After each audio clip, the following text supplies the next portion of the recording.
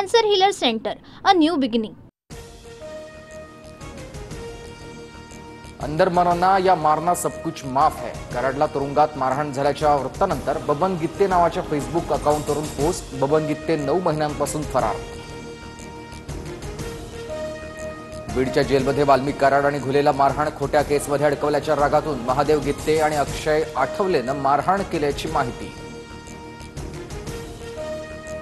वाल्मिक कराड आणि घुलेला झालेल्या मारहाणीचं वृत्त तुरुंग प्रशासनानं फेटाळलंय. फोन लावण्यावरून 2 कैद्यांमध्ये वाद, मात्र घुले आणि कराडचा संबंध नाही, तुरुंग प्रशासनाकडून स्पष्ट. जेल प्रशासनानं वृत्त फेटाळलं, पण कराड घुलेला मारहाण झाली हे सत्य. जेलमध्ये फोन आणि जेवणाची थाळी पुरवली जाते. सुरेश धस यांचा आरोप. आका आणि समर्थकांना अमरावती किंवा नागपूर जेलमध्ये पाठवा, धस यांची मागणी. संतोष देशमुखांना अडकवण्यासाठी वापरण्यात येणाऱ्या महिलेची हत्या. महिला 5 वेगवेगळ्या नावांनी वावरत होती, दमानी यांचा आरोप. बीड जिल्हा पोलीस अधीक्षकांकडे माहिती मागवली आहे, दमानी यांची माहिती. धाराशिवच्या कळंब शहरात महिलेची हत्या. 5 ते 6 दिवसांपासून महिलेचा मृतदेह घरात पडून होता. मनीषा कारभारी बिडवे असं मृत महिलेचं नाव. एसआयटी तपासात हीच ती महिला असल्याचं सिद्ध झाल्यास गंभीर बाब. पुढील पुरावे संपण्याची सुरुवात झाली का, असा प्रश्न उपस्थित.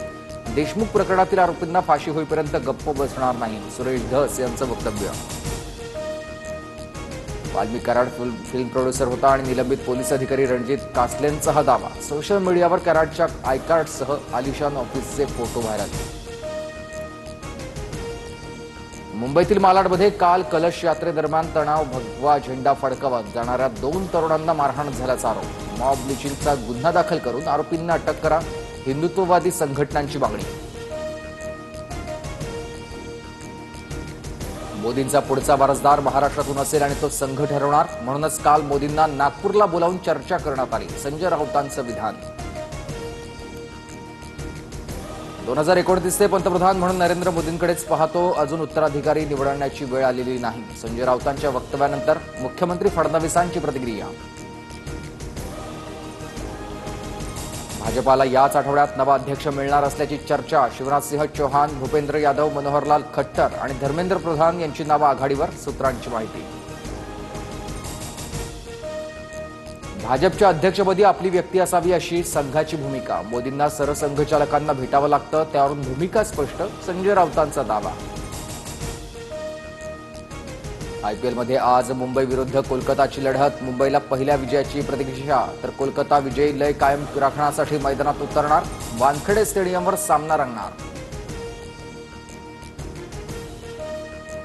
महाराष्ट्राची लोकप्रिय वृत्तवाहिनी आता फ्री डिशवर. उद्यापासून TV9 मराठी डीडी फ्री डिशवर पाहता येणार. डीडी फ्री डिशच्या प्रेक्षकांना 68 क्रमांकावर TV9 मराठी दिसणार. Cancer Healer Center, a new beginning.